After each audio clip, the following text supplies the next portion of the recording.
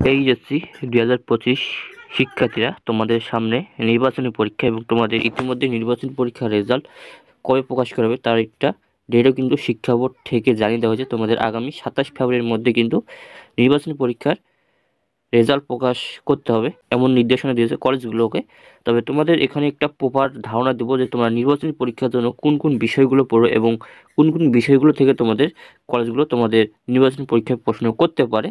তো অবশ্যই তোমরা ভিডিও শেষ পর্যন্ত দেখার চেষ্টা করবে, একটা প্রপার তোমাদের গাইডলাইন দেবো, সেক্ষেত্রে তোমরা অবশ্যই কিন্তু কমন পাবে।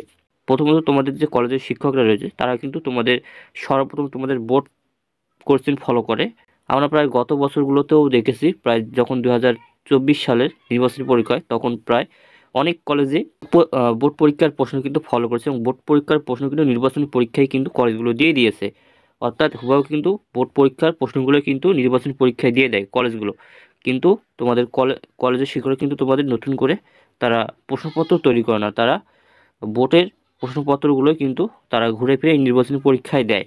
সেক্ষেত্রে তোমরা অবশ্যই এইচএসসি 2022, এইচএসসি 2023 এবং এইচএসসি 2024-এর বোর্ড প্রশ্নগুলো দেখবা। এগুলো দেখলেই তোমরা 100% তোমরা কিন্তু কমন পাবা এবং সেখান থেকে তোমরা হুবহু কিন্তু নির্বাচনী পরীক্ষায় কমন পাবা। সেক্ষেত্রে কিন্তু তোমাদের এখানে একটা প্লাস পয়েন্ট আসবে।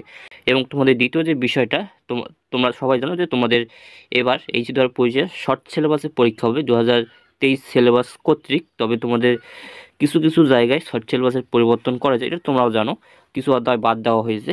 তোমাদের শর্ট সিলেবাসে প্রায় প্রতিটা বইয়ের কম বেশি প্রায় 6 থেকে 7টি করে অধ্যায় রয়েছে, এর বেশি কিন্তু নাই শর্ট সিলেবাসে। সেক্ষেত্রে তোমরা যদি শর্ট সিলেবাস থেকে প্রায় 3 থেকে 4টি করে অধ্যায় পড়ো, সেক্ষেত্রে কিন্তু তোমরা অবশ্যই কিন্তু টেস্ট পরীক্ষায় একটা কমন পাবা। এবং তোমাদের শর্ট সিলেবাসের বাইরে শিক্ষকরা কিন্তু কোনো প্রশ্ন করবে না এবং তোমাদের যত প্রশ্ন করবে তোমাদের শর্ট সিলেবাস থেকে কিন্তু প্রশ্ন করবে। সেক্ষেত্রে তোমরা শর্ট সিলেবাসের 3 থেকে 4টি যদি অধ্যায় পড়ো, সেক্ষেত্রে কিন্তু তোমরা অবশ্যই নির্বাচন পরীক্ষায় কমন পাবা। যেমন আমি তোমাদের ধরি, মানবিক বিভাগের ইতিহাস প্রথম পত্রে, এখানে তোমাদের ইতিহাসের প্রায় 6টি অধ্যায় রয়েছে। এখান থেকে যদি যদি কোনো শিক্ষার্থী বেছে বেছে যদি 3 থেকে 4টি অধ্যায় পড়ে, সেক্ষেত্রে সে কিন্তু হুবহু কিন্তু কমন পাবে, বোর্ড পরীক্ষাও কমন পাবে এবং সে নির্বাচন পরীক্ষাও কিন্তু কমন পাবে, হুবহু একদম কমন পড়বে। সেক্ষেত্রে তোমরা শর্ট সিলেবাসে কী কী বিষয়গুলো পড়বা। তো এখানে তোমাদের নমুনা হিসেবে যদি আমি দেখে দিই, তো এখানে ইতিহাসের মানবিকের, তো এখানে প্রথম পথে দেখতে পাচ্ছ, এখানে তোমাদের বিষয়বস্তু, পাঠ এবং পাঠের শিরোনামগুলো দেওয়া রয়েছে। তোমরা যদি শুধু এই শিরোনামগুলো পড়ো, যেমন হচ্ছে ভারতের আগত ইউরোপীয় কোম্পানিসমূহ ভারতবর্ষের আধিপত্য বিস্তারে, ইংরেজ ইস্ট ইন্ডিয়া কোম্পানি, পলাশি যুদ্ধ, বক্সারের যুদ্ধ, ইংরেজ কোম্পানির দিওয়ানি লাভ, ইংরেজ কোম্পানির স্বৈরশাসন, এই যে পাঠ্যসূচিগুলো রয়েছে, এই পাঠ্যসূচিগুলো তোমরা যদি পড়ো, কারণ তোমাদের অধ্যায়ের মধ্যে কিছু কিছু পাঠ্যসূচিও কিন্তু বাদ দেওয়া রয়েছে, সেক্ষেত্রে তোমরা এই শর্ট সিলেবাসের পাঠ্যসূচিগুলো দেখে দেখে তোমরা যদি পড়ো, সেক্ষেত্রে কিন্তু তোমরা হুবহু কিন্তু নির্বাচনী পরীক্ষায় কমন পাবা, প্লাস তোমরা বোর্ড পরীক্ষায় কিন্তু কমন পাবা। তবে তোমরা নির্বাচনী পরীক্ষার ক্ষেত্রে তোমরা সবচেয়ে বেশি যে বিষয়টাকে গুরুত্ব দিবা, সেটা হচ্ছে তোমরা বোর্ড প্রশ্নগুলো সলভ করবা। যেমন 2022, 23, 24 এইচএসসি পরীক্ষার এই বোর্ড পরীক্ষাগুলোর প্রশ্নগুলো তোমরা যদি সলভ করতে পারো, সেক্ষেত্রে কিন্তু তোমরা নির্বাচনী পরীক্ষায় হুবহু কমন পাবা। কারণ তোমাদের অধিকাংশ কলেজের শিক্ষকরা কিন্তু তোমাদের বোর্ড পরীক্ষার প্রশ্নই কিন্তু ফলো করে, এর বাইরে কিন্তু তারা প্রশ্ন করে না।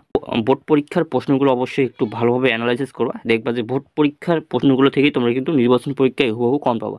তবে যেসব সুনামধন্য কলেজ রয়েছে, যেমন হচ্ছে Notre Dame college, Viqarunnisa school and college, Dhaka college, এগুলো হচ্ছে তোমাদের একদম সুনামধন্য কলেজ। এসব কলেজের শিক্ষকরা কিন্তু তাদের মেধার মাধ্যমে তারা কিন্তু নিজেরাই প্রশ্নপত্র তৈরি করে। এদের কথা আমি বাদ দিলাম। তবে সুনামধন্য প্রতিষ্ঠান ছাড়া বাকি যে অধিকাংশ কলেজ রয়েছে, সেই কলেজগুলো তোমাদের এই বোর্ড পরীক্ষার প্রশ্নগুলোই ফলো করে এবং বোর্ড পরীক্ষার প্রশ্ন কিন্তু হুবহু তারা নির্বাচনী পরীক্ষায় দিয়ে দেয়। এবং যারা নির্বাচনী পরীক্ষায় পাশ করতে পারে তারাই কিন্তু আবার বোর্ড পরীক্ষায় পাশ করতে পারে। কারণ কলেজের শিক্ষকরা তোমাদের নির্বাচনী পরীক্ষায় এমনভাবে প্রশ্ন করবে, তোমাদের বোর্ড পরীক্ষার সাথে তোমাদের সেটা সংশ্লিষ্ট থাকবে এবং বোর্ড পরীক্ষার প্রশ্ন কিন্তু তারা, এবং গত বছরগুলোর বোর্ড পরীক্ষার প্রশ্ন তারা কিন্তু নির্বাচনী পরীক্ষায় দেবে। কারণ তারাও তোমাদের বাজিয়ে দেখবে যে তোমাদের বোর্ড পরীক্ষার প্রশ্ন দেওয়ার মাধ্যমে তোমরা সেক্ষেত্রে তোমরা লিখতে পারতেছো কিনা এবং তোমরা ভালো রেজাল্ট করতে পারতেছো কিনা নির্বাচনী পরীক্ষায়। সেক্ষেত্রে কিন্তু তুমি যদি নির্বাচনী পরীক্ষায় রেজাল্ট একটা ভালো করতে পারো, পাশ করতে পারো, সেক্ষেত্রে তুমি কিন্তু বোর্ড পরীক্ষায় কিন্তু তুমি পাশ করতে পারবা। তো আশা করি তোমরা বিষয়গুলো বুঝতে পারছো। বিশেষ করে তোমরা নির্বাচনী পরীক্ষার জন্য তোমরা বোর্ড পরীক্ষার প্রশ্নগুলো ফলো করবে এবং বোর্ড পরীক্ষার প্রশ্নগুলো তোমরা সলভ করবা 2022, 2023 এবং 2024 এইচএসসি পরীক্ষার। আর এবং তোমার শর্ট সিলেবাস থেকে তোমরা 2 থেকে 3টি অথবা 4টি অধ্যায় পড়লেই কিন্তু তোমরা নির্বাচন পরীক্ষায় একটা ভালো রেজাল্ট করতে পারবা।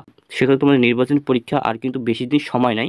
তোমাদের জানুয়ারি শুরুতেই কিন্তু অনেক কলেজ তোমার নির্বাচনী পরীক্ষা নিতে শুরু করবে। সেক্ষেত্রে তোমরা অবশ্যই নির্বাচন পরীক্ষার জন্য এই বিষয়গুলো ভালোভাবে অ্যানালাইসিস করো, যেগুলো আমি বললাম তোমরা এগুলো থেকেই হুবহু কমন পাবা। বিশেষ করে বোর্ড পরীক্ষার প্রশ্নগুলো থেকে তোমরা কিন্তু নির্বাচন পরীক্ষায় হুবহু কমন পাবা। তো সেক্ষেত্রে তোমরা এটাও মনে রাখবা, তোমরা যদি নির্বাচনী পরীক্ষায় পাশ করতে না পারো সেক্ষেত্রে কিন্তু তোমাদের ফর্ম পূরণ করতে দেওয়া হবে না। কারণ হচ্ছে তোমাদের এবার সরকার পাল্টিছে। সেক্ষেত্রে কিন্তু এই সরকার তোমাদের নির্বাচন পরীক্ষা পাশ করতে না পারলে তোমাদের ফর্ম পূরণ করতে নাও দিতে পারে। সেক্ষেত্রে তোমরা অবশ্যই একটু নির্বাচনী পরীক্ষাটা সিরিয়াস নিয়ে নেবা। এবং আমি যে বিষয়গুলো বললাম তোমরা এই বিষয়গুলো যদি একটু ফলো করো সেক্ষেত্রে কিন্তু তোমরা একটা নির্বাচনী পরীক্ষায় পাশ করতে পারবে এবং ভালো রেজাল্ট করতে পারবা। আর যারা নির্বাচনী পরীক্ষায় পাশ করতে পারে তারাই কিন্তু বোর্ড পরীক্ষায় একটা রেজাল্ট ভালো করতে পারে। তো আশা করি তোমরা বিষয়গুলো বুঝতে পারছো। তো ওইখানে ভিডিও শেষ করছি। যদি ভিডিও ভালো লাগে অবশ্যই একটা লাইক, সাবস্ক্রাইব, কমেন্ট করবা। তোমাদের বোনের মায়ের শেয়ার করে দেয় তারা যদি ভিডিও পেতে। তো দেখো হচ্ছে আরেকটা কোনো ভিডিও ভালো থাকো।